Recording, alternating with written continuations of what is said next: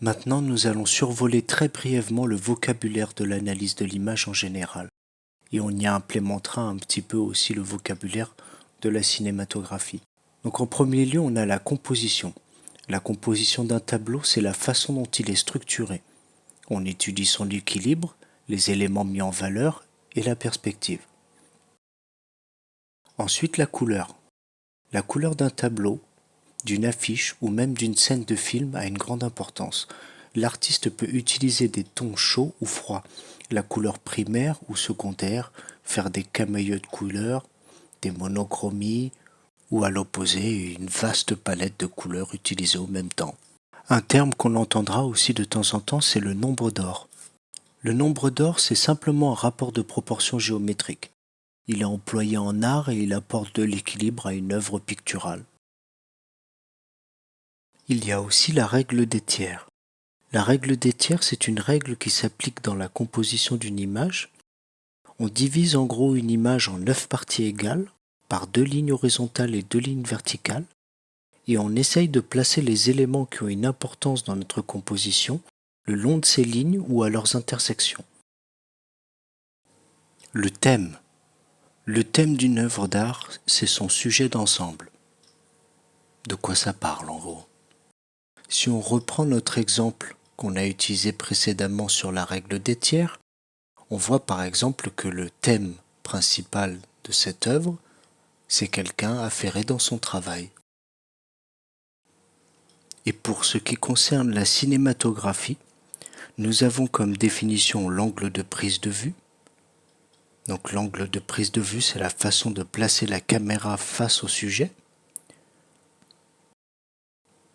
Cet angle en question peut être pris de face, de profil, de 3/4, en plongée, c'est-à-dire vue du haut, ou en contre-plongée, c'est-à-dire vue du bas. Un exemple sur la contre-plongée. Un film que l'on connaît quasiment tous, par exemple, un blockbuster des années 80, Terminator 2. Pour donner la sensation de gigantisme et l'aspect imposant du Terminator, si vous avez l'occasion de revoir le film, vous remarquerez que la plupart du temps, il est filmé en contre-plongée. Ça le rend beaucoup plus dominant, beaucoup plus... En fait, il est au-dessus de vous. Vous avez la sensation d'être tout petit par rapport à lui. Donc il vous paraît beaucoup plus imposant, beaucoup plus menaçant.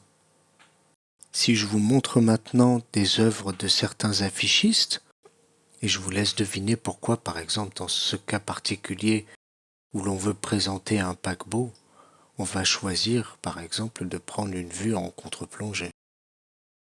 Pour aller plus loin dans le détail, je vous ai laissé un lien avec un fichier Excel comprenant tout le champ lexical de la description d'une image. Vous la retrouverez dans la description en dessous de la vidéo et aussi sur le lien qui vous ramène à Madago sur le cours en lui-même.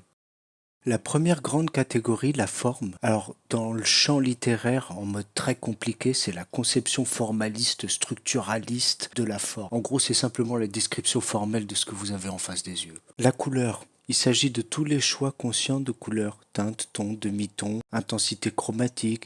Est-ce que l'artiste a choisi de faire un monochrome, d'utiliser un camailleux, etc. C'est tout ce qui concerne les choix de couleurs. Pour la catégorie des valeurs, dans les arts graphiques comme en peinture, la valeur d'un ton, c'est sa luminosité ou clarté perçue, dans le contexte de l'image. Plus simplement, il s'agit de tout ce qui touche à la lumière. Pour ce qui concerne la catégorie de la matérialité, c'est la relation entre matière, outil, geste, la réalité concrète d'une œuvre ou d'une production plastique, le pouvoir de représentation, de signification de la réalité physique globale de l'œuvre. En gros, c'est tout ce qui touche au palpable. Quel matériau il a utilisé, peinture, quel type de peinture, sur quel support, etc.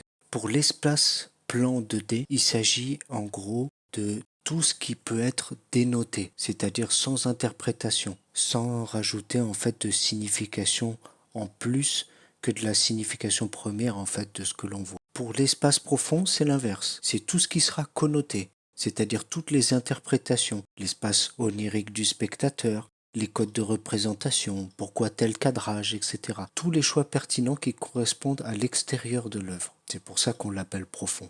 Et la dernière catégorie, espace en 3D. Il s'agit de tous les volumes, de toutes les sculptures, ce genre de choses, des assemblages d'objets, peu importe, à partir du moment où c'est en ronde bosse et que c'est un volume 3D.